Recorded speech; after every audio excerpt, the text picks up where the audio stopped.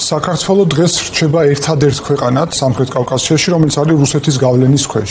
აზერბაიჯანი და სომხეთი გადიან რუსეთის გავლენიდან. სომხეთისთვის პრიორიტეტული არის ევროპული ინტეგრაცია და რეალურად ამის ერთადერთი გზა არის საქართველოს გავლით. სწორედ ამიტომ რუსეთი თავისი ოლიგარქის მეშვეობით ბლოკავს ამ გზას. მეორე მხრივ რუსეთს უნდა იქ სახელმწიფო გადატრიალების ორგანიზება სომხეთში იმისთვის, რომ დაიბრუნოს ძალაუფლება, აღადგინოს კონფლიქტი აზერბაიჯანთან და ამის მეშვეობით პრაქტიკულად აკონტროლოს ლოგისტიკური კავშირები. ამიტომ დასავლეთს და მარკო რუბიომაც ამაზე ისაუბრა, აქვს ახლა ძალისხმევა, რომ სომხეთსა და აზერბაიჯანს, სომხეთსა და თურქეთს შორის იყოს კაფიო და კონკრეტული ნაბიჯები შერიგებისკენ იმ მხრივ, რომ გაიხსნას ლოგისტიკური კავშირები, არავინ იყოს დამოკიდებული არა თუ საქართველოზე, არამედ ბიძინა ივანიშვილზე, იმიტომ რომ მასზე დამოკიდებულება ნიშნავს რუსეთზე დამოკიდებულებას. ამით მათ შორის გამოსტაცონ რუსეთს ცენტრალურ აზიაში მისი გავლენა, იცით რომ იქ 4-ვე სახელმწიფო ყაზახეთი, უზბეკეთი, თურქმეთი, ყირგიზეთი არის თურქული კავშირის წევრი და თურქეთთან და აზერბაიჯანთან ერთად ერთ პოლიტიკურ სივრცეში ექცევიან. სომხეთი შეიძლება იყოს ამის ტრანზიტის ქვეყანა, სადაც მისი სუვერენიტეტი და ტერიტორიული მთლიანობა იქნება უზრუნველყოფილი და ამით რუსეთი ტოვებს პრაქტიკულად მთელ პოსტსაბჭოთა სივრცეს ორი ქვეყნის გარდა. ლუკაშენკოს, ბელარუსი და ივანიშვილის საქართველო. აქ ვართ და ეს არის კატასტროფა ჩვენი ქვეყნისთვის. და ეს სატრანზიტო როლი შეიძლება დაკარგოს საქართველოს ამ ყველაფრის ფონზე. არის ხო ამის რისკებიც? რა თქმა უნდა არის, რადგან ნდობა ივანიშვილისადმი აღარ არსებობს. საქართველოს თქვენ ახსენეთ, იყო მედიატორი ამ ორ ქვეყანას შორის. დიახ, როცა საქართველოს ზურგს უკან იდგა შეერთებული შტატები, როცა საქართველოს აქ იყო ყველაზე ძლიერი მეგობარი შეერთებული შტატების სტრატეგიული პარტნიორი, როცა სააკაშვილის მაშინ კონფედერაციის იდეა წამოაყენა ხელახლა. როცა ჩვენს უკან იდგა ევროკავშირი და ჩვენ ვიყავით ძალიან ახლოს უკვე წევრობასთან, რა თქმა უნდა, ჩვენ ვართ იმედია ჯერ კიდევ. შესაბამისად, საქართველოს აქ იყო სწორედ დასავლური ცივილიზაციის წარმომადგენელი და სომხეთს და აზერბაიჯანს ცნობილი კარიკატურა არის ხო გუნდუზ აღაევის აზერბაიჯანის კარიკატურისტის, რომ საქართველოს ორმოდან ამოდის ევროკავშირის დროში და სომხეთი და აზერბაიჯანი პუტინთან ერთად იმ ორმოში არის კონფლიქტში. აბსოლუტურად პირიქით. ახალი კარიკატურა ჯერ არ არის, მაგრამ წარმოიდგინეთ დღეს რა ვითარება არის. საქართველოს არის პუტინთან ერთად ორმოში, იმ ორმოში და სომხეთი და აზერბაიჯანი დღეს გამოდიან. მართალია ცოტა სხვადასხვა მხრივ, იქ განსხვავებები არის, მაგრამ რეალურად ორივე ქვეყანა იაზრებს, რომ დღეს რუსეთს უნდა დაშორდე. ამიტომ ყველაზე მნიშვნელოვანი ახლა არის, რომ საქართველოსშიც ჩვენი მოქალაქეების გადაწყვეტილების შედეგად გავთავისუფლდეს რუსეთის გავლენისგან და ამის შემდეგ საქართველოს, სომხეთი, აზერბაიჯანი წარმოუდგენელი მომავალი შეგვიძლია შევქმნათ სამხრეთ კავკასიაში მშვიდობის და კეთილდღეობის, როგორც კი საქართველოს გათავისუფლება. დიდ თეორეტიკოსაც ვერ ჩამოვყალიბდები პოლიტიკის, რა თქმა უნდა, მაგრამ აზერბაიჯანი რასაც აკეთებს, ეს არის მარჯვე დროის მოხელთების თემა, რომელიც პოლიტიკაში სახელდებულია როგორც სტრატეგიული მოთმინება, ხო? ეს არის მუდმივი მზაობა შენი ინტერესების, შენი, ასე ვთქვათ, ამოცანების შესასრულებლად. შენ ემზადები და ელოდები მომენტს. მე ვფიქრობ, თვითმფრინავის ამბავმა კი არ გამოიწვია ეს ყველა თვითმფრინავის ამბავი იყო შედეგი იმის, რომ რუსეთი ხედავდა, რომ აზერბაიჯანი ნელ-ნელა, ასე ვთქვათ, შორდებოდა მას და გარკვეული, ასე ვთქვათ, საფრთხის შემცველი სიგნალები გამოუშვა ასე და ასე დაგემართებაო, რასაც არ შეუშენდა, ხო? ერთ კითხვასაც დავსვამ გიორგისთან და მეც აღარ შეგაწუხებთ მე კითხვებით, იმიტომ რომ მართლა ძალიან მაინტერესებს. როგორ მუშაობს რუსული პროპაგანდა სომხეთში, აქ და ახლა? ეს არის ძალიან მნიშვნელოვანი საკითხი პირადად ჩვენთვის და არა მხოლოდ ჩვენთვის. რუსეთმა ახლა და არის თუ არა მსგავსებები საქართველოსა და სომხეთს შორის რუსული პროპაგანდის თვალსაზრისით?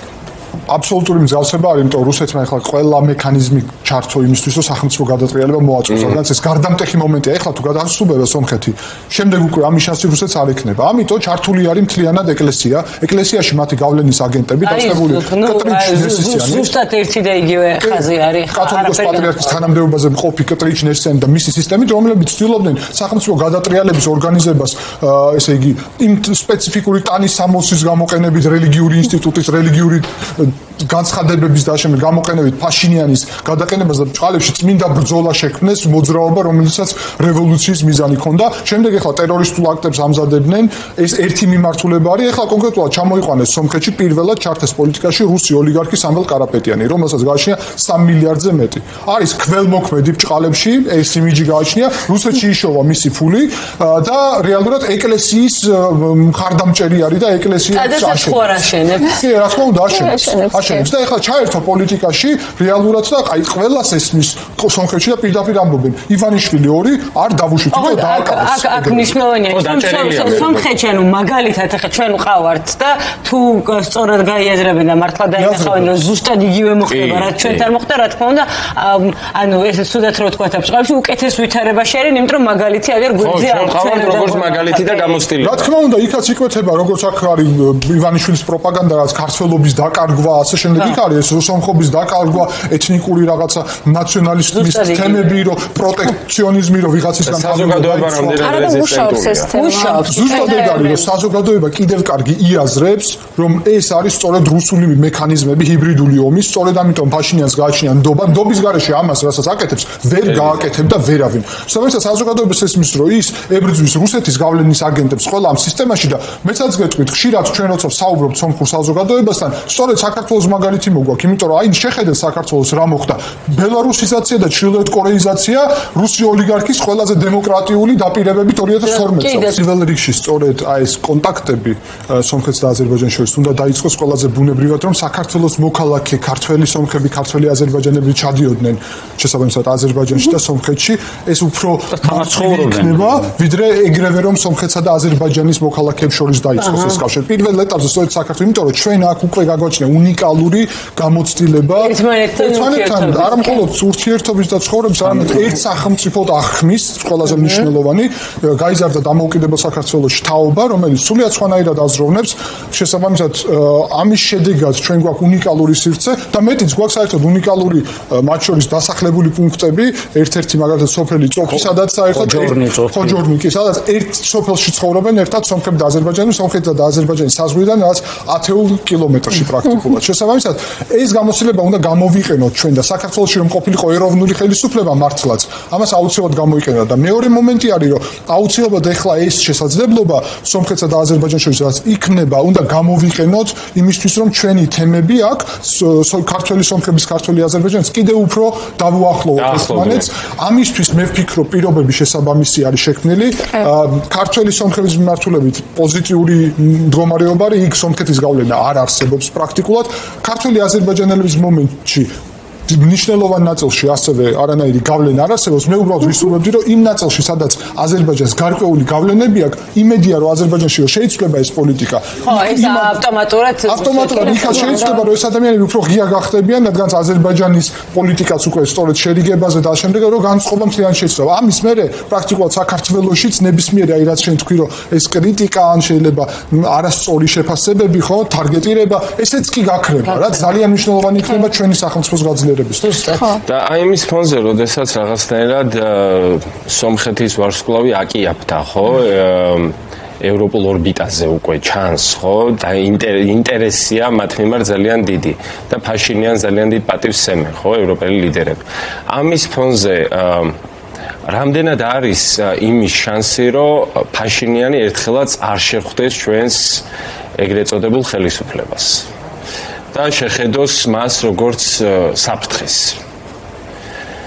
სახელმწიფო დონეზე ეს რა თქმა უნდა ვერ მოხდება მეზობლებს სხვანაირი კავშირები გააჩნიათ ეს ბუნებრივია თუმცა იმის გათვალისწინებით რომ დღეს ორი თვე არის მაგალითად სრულად გაჩერებულია საქართველოს გავლით სომხური ალკოჰოლის ტრანზიტი ერთი თვე არის საქართველო რატომღაც უზღუდავს სომხეს ასევე ტრანზიტს თევზეულობის და ყვავილების ეს არის შეზღუდვა მოდი ესე მაგდევა თქვა ეს არის შეზღუდვა რუსეთიდან მომავალი რომელიც ყველანაირ მას უქმნის რა ქვია ცდილობს რომ შეზღუდოს სომხეთი და ამისთვის იყენებს საქართველოს. ამას ემატება რამდენიმე დღე არის ძალიან უცნაურ პირობებში გაზის მიწოდების შეზღუდვა საქართველოსთან, ანუ საქართველოს ზუსტად, ხო? ამიტომ სომხეთის ხელისუფლება დღეს აპრიორი აი ამ ნაბიჯების ფონზე მარტო ყველაფერს რო თავი დავანებოთ. ნდობა იწყებს მნიშვნელოვან კლებას, თუმცა შეიძლება ეს საჯარო განცხადებებში არ იყოს, მაგრამ მერწმუნე დღეს სომხეთი სწორედ იმიტომაც მუშაობს თურქეთთან და აზერბაიჯანთან, იმიტომ რომ არავინ ენდობა რუსი ოლიგარქის საქართველოს დღეს, იმიტომ რომ რუსეთი არის აქ. ეს არ არიან ქართველები ვეუბნები და მე როცა მეკითხებიან სომხეთში შეფასებებს მათ შორის ამ ვიზიტების დროს